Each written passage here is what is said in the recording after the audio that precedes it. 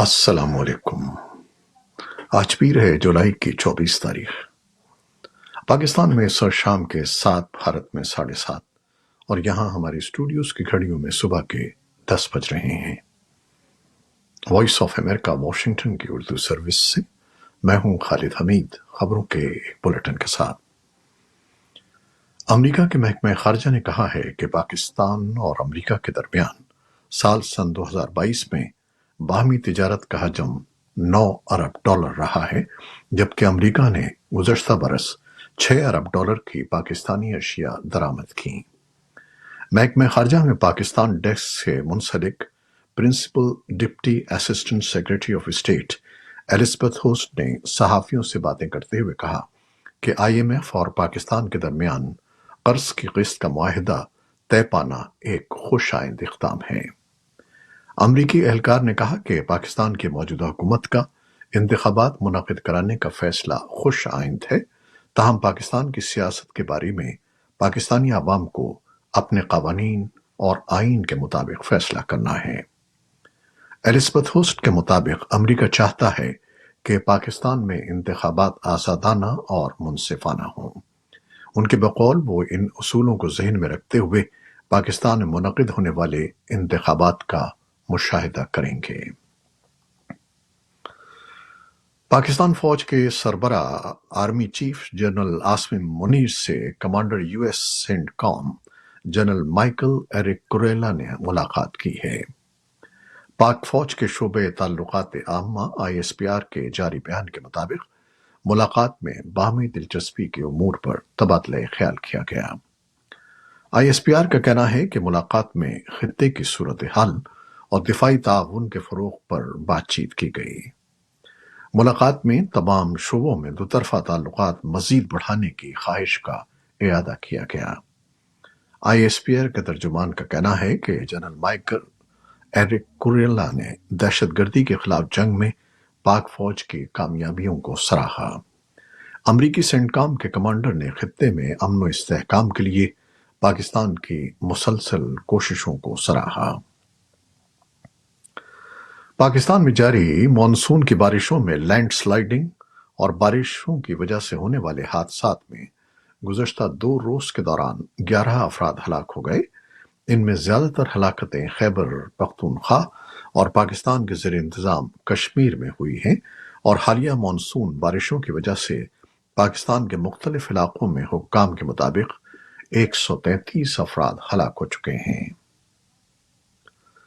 افغان ہلال احمر سوسائٹی کا کہنا ہے کہ گزشتہ 4 دنوں کے طوفانی سیلاب میں 33 افراد ہلاک اور 20 دیگر زخمی ہو گئے۔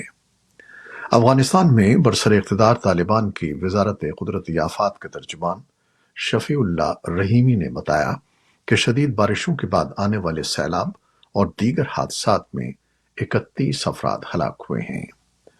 انہوں نے اتوار کو ایک بیان میں بتایا کہ مختلف حادثات میں 74 افراد زخمی بھی ہوئے ہیں، جبکہ 41 افراد لاپتہ ہیں، جن کی تلاش جاری ہے۔ بھارت کی وسطی ریاست اتر پردیش سے تعلق رکھنے والی خاتون اور پاکستان کے شمالی پہاڑی علاقے دیر بالا سے تعلق رکھنے والا نوجوان فیس بک پر ہونے والی دوستی کو اب رشتے میں تبدیل کرنے کا فیصلہ کر چکے ہیں، اور اسی مقصد کے لیے 35 سالہ ہندوستانی خاتون انجو دیر بالا پہنچ چکی ہیں۔ دیر بالا کے ضلعی پولیس افسر مشتاق احمد خان کا کہنا ہے کہ انجو 1 مہینے کے وزٹ ویزے پر پاکستان آئی ہوئی ہے۔ وہ واگا بارڈر پر داخل ہونے کے بعد راولپنڈی چلی آئیں، جہاں پر میزبان نصیر اللہ اور ان کے رشتہ داروں نے اس کا استقبال کیا اور اسے دیر بالا لے آئے۔ دیر بالا میں آنے کے لیے وفاقی وزارت داخلہ نے انجو کو خصوصی اجازت نامہ دے رکھا ہے۔ ضلعی پولیس افسر کے بقول فی الوقت انجو اور نصیر اللہ کا شادی کا کوئی پروگرام نہیں ہے، مگر وہ ایک دوسرے کے ساتھ منگنی کا فیصلہ کر چکے ہیں۔ پچھلے مئی کے دوسرے ہفتے کے اواخر میں سندھ جیکب آباد سے تعلق رکھنے والی شادی شدہ خاتون سیما حیدر فیس بک پر دوستی قائم کرنے کے بعد ایک ہندوستانی نوجوان کے ساتھ شادی کرنے دبئی اور نیپال کے راستے ہندوستان پہنچ گئی تھی۔ رواں ماہ کی 20 تاریخ کو حکومت سندھ کے محکمے مائنز اینڈ منرلز ڈپارٹمنٹ کے ڈائریکٹر جنرل کی جانب سے اخبارات میں ایک اشتہار شائع ہوا جس میں ضلع تھرپارکر کے علاقے ننگرپار کی کارونجھر پہاڑیوں سے گرینائٹ کی مائننگ لیز کے آکشن کے لیے ٹینڈر جاری کیا گیا تھا اور اس آکشن کے لیے 31 جولائی کی تاریخ مقرر کی گئی تھی۔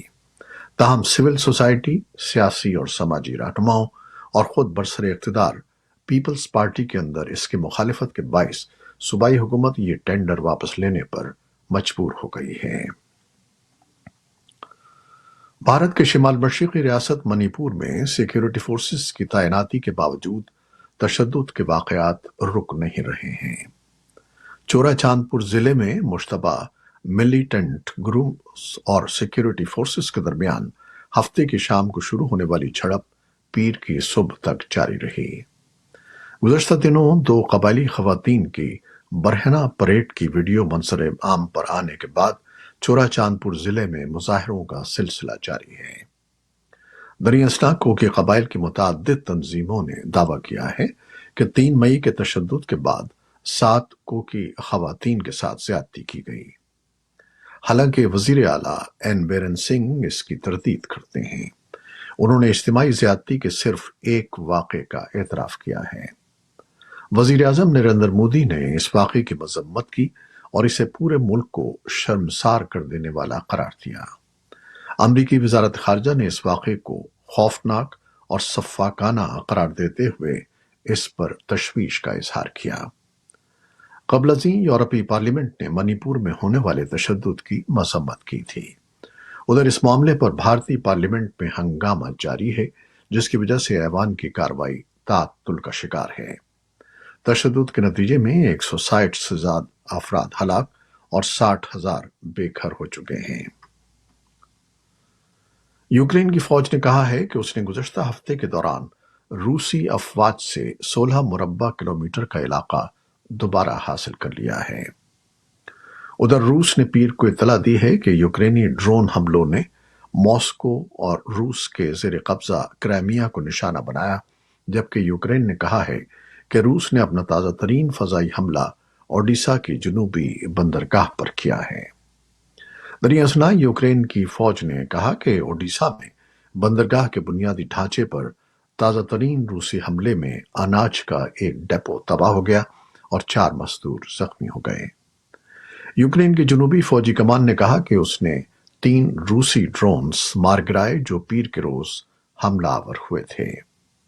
روسی فضائی حملوں نے اتوار کی صبح تاریخی کیتھیڈرل کو نقصان پہنچایا۔ یونیسکو نے ایک بیان جاری کر کے اس حملے کی شدید مذمت کی ہے۔ یورپی یونین کی خارجہ پالیسی کے سربراہ جوزپ بوریل نے اس حملے کو نیا جنگی جرم قرار دیتے ہوئے اس کی مذمت کی ہے۔ یوکرین کے صدر ولادیمیر زیلنسکی نے اتوار کو اپنے ویڈیو خطاب میں کہا کہ ایک نئی نیٹو یوکرین کونسل کا پہلے سے اعلان کردہ اجلاس بدھ کو ہو رہا ہے، جس میں توقع ہے کہ بحر اسود کے سیکیورٹی پر توجہ دی جائے گی۔ نیٹو کے ترجمان اونالو نیگسکو نے ہفتے کے روز کہا کہ نیٹو کے سیکریٹری جنرل یانس اسٹالٹنبرگ کے ساتھ ٹیلی فون پر بات چیت میں زیلنسکی نے اس اجلاس کی درخواست کی تھی، جس میں یوکرین کی بندرگاہوں سے اناج کی برآمدات کی نگرانی کرنے والے 1 سال پرانے معاہدے سے روس کی دستبرداری کے بعد کی صورتحال پر تبادلہ خیال کیا جائے گا۔ لونگسکو نے کہا کہ یہ اجلاس سفیروں کی سطح پر ہوگا اور اناج کی برآمدات کے لیے ایک راہداری کا تعین کرے گا۔ اقوام متحدہ کی کمان کے ڈپٹی کمانڈر نے پیر کو کہا کہ انہوں نے شمالی کوریا کے ساتھ اس امریکی فوجی کے بارے میں بات چیت شروع کر دی ہے جو گزشتہ ہفتے کوریا کی سرحد پار کر کے شمالی کوریا فرار ہو گیا تھا۔ جنرل اینڈریو ہیریسن نے کہا کہ یہ عمل ایک مواصلاتی لائن کے ذریعے شروع ہوا ہے، لیکن انہوں نے مزید تفصیلات نہیں بتائیں۔ شمالی کوریا نے پرائیویٹ ٹریوس کنگ کے بارے میں عوامی سطح پر خاموشی اختیار کر رکھی ہے، جس نے گزشتہ منگل کو سرحد پار کی تھی، جبکہ اس نے ٹیکساس کے علاقے فورٹ بلس جانا تھا۔ امریکی حکام نے اس کی خیریت کے بارے میں تشویش کا اظہار کیا ہے اور کہا ہے کہ شمالی کوریا اس کے بارے میں मालूमात की दरखास्तों को नजरअंदाज कर रहा है। इसराइल में अदलिया से मुताल्लिक कानून पर रायशुमारी से कबल पार्लियामेंट के बाहर मुजाहरे जारी हैं। पुलिस ने मुजाहिरीन को मुंतशिर करने के लिए वाटर कैनन का इस्तेमाल किया और कम अज कम 6 अफराद को गिरफ्तार कर लिया। मुजाहिरीन वजीर आजम बेंजामिन नेतन्याहू की इत्तेहादी हुकूमत के सुप्रीम कोर्ट के इख्तियारात से मुताल्लिक मुतारिफ कराए गए कवानीन को अदलिया की आज़ादी के मनाफी करार दे रहे हैं। वाशिंगटन ने वजीर आजम नेतन्याहू पर अदालती इस्लाहात के लिए इत्तेफाक राय पैदा करने पर जोर दिया है। ये थी वो खबरें जो फेसबुक लाइव पर हमने आपके लिए पेश की। हमारी वेबसाइट, यूट्यूब और पॉडकास्ट पर ये बुलेटिन आपके लिए पोस्ट कर दिया जाता है। आप हमारे बुलेटिन को शेयर करते हैं और अपने कमेंट्स में अपनी मोहब्बतों का इजहार करते हैं, जिसके लिए हम आपके बेहद ममनून हैं। अपनी इन मोहब्बतों को जारी रखिएगा। न्यूज प्रोड्यूसर आयजा इरफान और न्यूज एडिटर बेजत जिलानी के साथ खालिद हमीद को अब इजाजत दीजिएगा। अल्लाह हाफिज।